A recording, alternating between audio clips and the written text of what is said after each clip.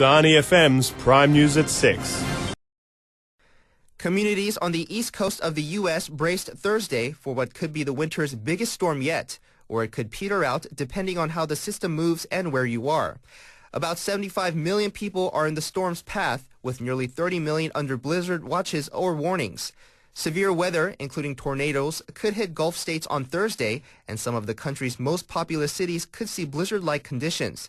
There could be winds as strong as 60 miles per hour, coastal storm surges, and flooding on top of possible large amounts of precipitation will fall. It's not out of the question that some localized areas receive over 2 feet of fresh snow, CNN meteorologist Taylor Ward said.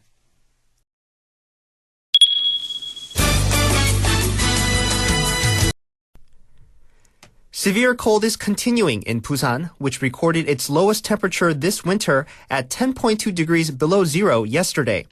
According to the Busan Regional Meteorological Administration, the morning low today was 8.2 degrees below zero, with a sensory temperature at 10.6 degrees below zero.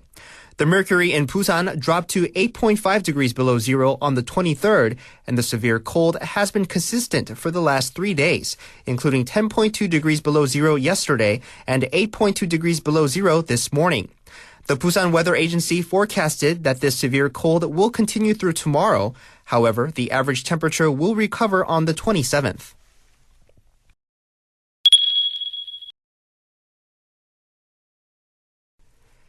An ecosystem restoration plan on Dongcheon, an urban stream in Busan, will begin construction next month.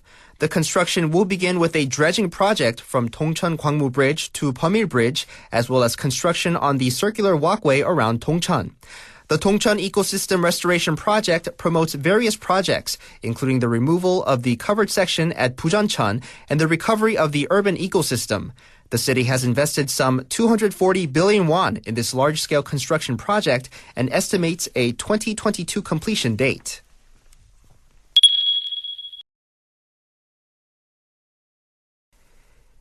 It is expected that the restoration plan for the Busan-Songdo cable car, which had setbacks due to construction costs, will resume. An official from the Busan Seogu office said the Songdo Marine Cable Car's contractor for the project is smoothly proceeding with the financing agreement for a loan with Financial World, and the construction will possibly begin in March. The Songdo Marine Cable Car project was being promoted since 2013, and part of the plan included operating a 1.62-kilometer section of Songdo Beach. However, there were difficulties faced in the project as working expenses had increased to 80 billion won.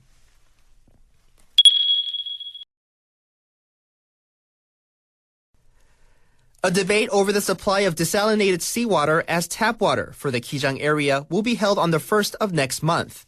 The Busan Water Authority and the Busan Countermeasure Committee, which is opposed to the Kijang desalinated seawater, said they will hold a debate on February 1st. The number of debate participants is limited, with only 2 people from both sides and 1 resident taking part.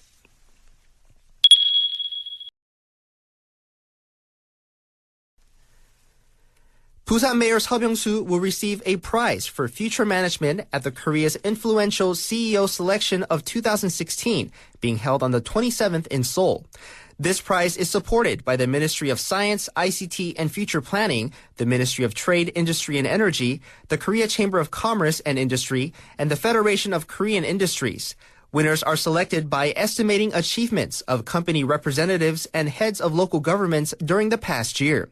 Last year alone, Mr. Seo declared Busan a job-centered city and created tangible results by attracting some 32 domestic and foreign goods companies, investing 414.6 billion won in the city, and creating 2,411 new jobs and 26 cases of regulation improvement.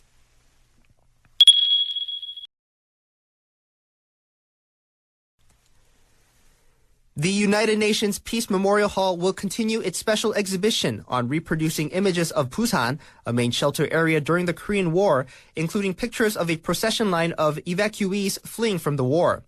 In this special exhibition, Mildawon, which was a rest area for artists during the Korean War, has been reproduced, and it will now be possible to experience the mood of hard years by hearing songs of those days.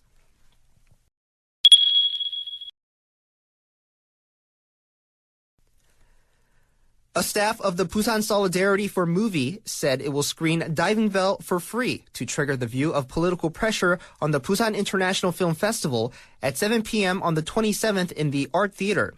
This event is organized by the Busan Independent Film Association and the Corner Theater.